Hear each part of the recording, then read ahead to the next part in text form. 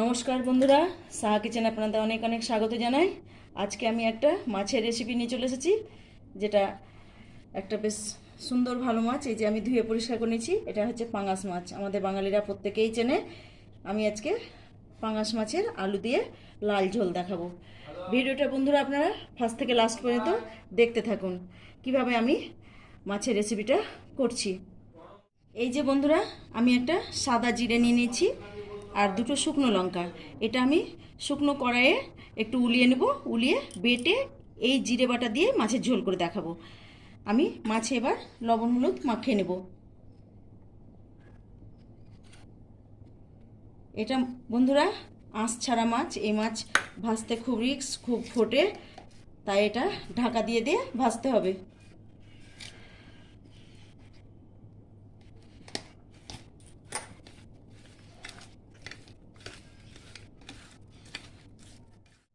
এই যে জিরেটা আমি 10 পিস মাছ আছে, সেই পরিমাণ মতো আমি জিরেটা কড়াইয়ে উলিয়ে নেব। এখানে দুটো শুকনো লঙ্কা দিয়ে আমি এটা হালকা করে উলিয়ে নেব, দিয়ে শিলে বেটে নেব। এই যে বন্ধুরা, জিরেটা এইভাবে হালকা করে উলিয়ে নিতে হবে। এবার আমি গ্যাসটা অফ করে দেবো, না তো বেশি পুড়িয়ে যাবে। এই যে উলানো হয়ে গেছে, এবার আমি একটা অন্য জায়গায় ঢেলে নিলাম। বন্ধুরা, উলিয়ে রাখা জিরেটা আমি এরকম করে বেটে নেব। এই জিরে উলানো দিয়েই আমি মাছটা রান্না করে দেখাবো।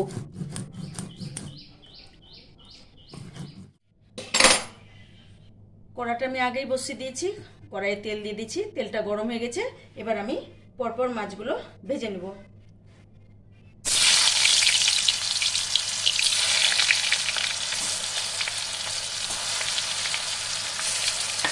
এই মাছ বন্ধুরা প্রচণ্ড ফোটে, তাই মাছে ঢাকা দিয়ে দিলাম।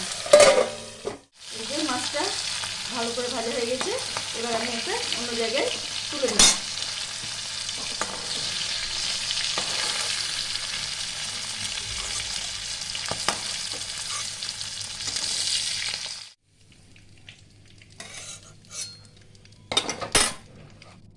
আবার আমি একই রকমভাবে মাছগুলো ভেজে নেব।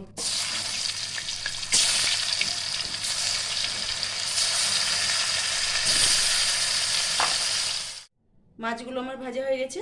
এবার তেলের উপরে দুটো তেজপাতা, একটা শুকনো লঙ্কা আর একটু সাদা জিরে তেলে দিয়ে দেবো।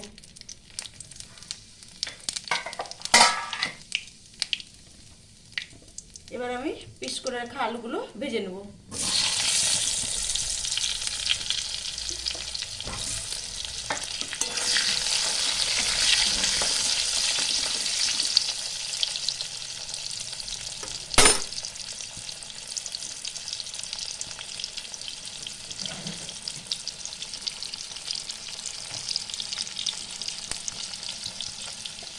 মাছে স্বাদ মতো লবণ দিয়ে দিলাম।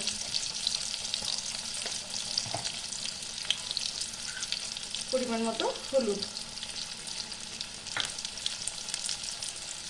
4টে কাঁচা লঙ্কা। এবার আমি আলুটাকে লাল করে ভেজে নেব।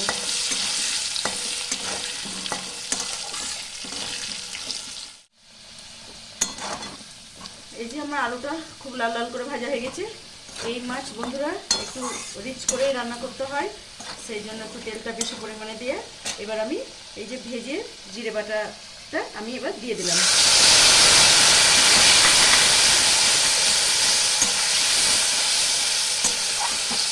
এটা ভাজাই আছে বলে বেশি মশলাটা কষাতে হয় না। আমি এবার জল দিয়ে দেবো, একটু হালকা নাড়াচাড়া করে জল দিয়ে দেবো।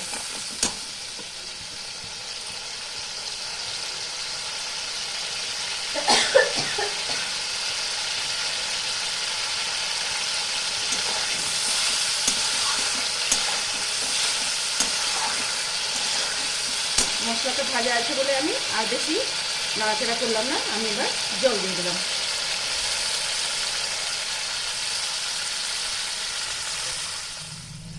এবার বন্ধুরা আলুটা ভালো করে সেদ্ধ হয়ে যাবে, তারপরে ভেজে রাখা মাছগুলো আমি ছেড়ে দেবো। এবার আমি একটু হালকা করে ঢাকা দিয়ে দিলাম। মাছে মাছের ঝোল বন্ধুরা একদম ভালো মতো হয়ে গেছে। এবার আমি ভেজে রাখা মাছগুলো দিয়ে দেব।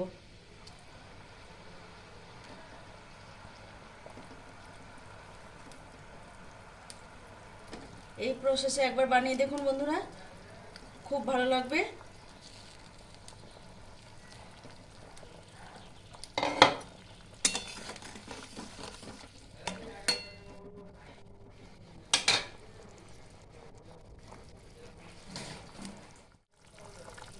অল্প পরিমাণে গরম মশলা দিয়ে নামিয়ে নেব।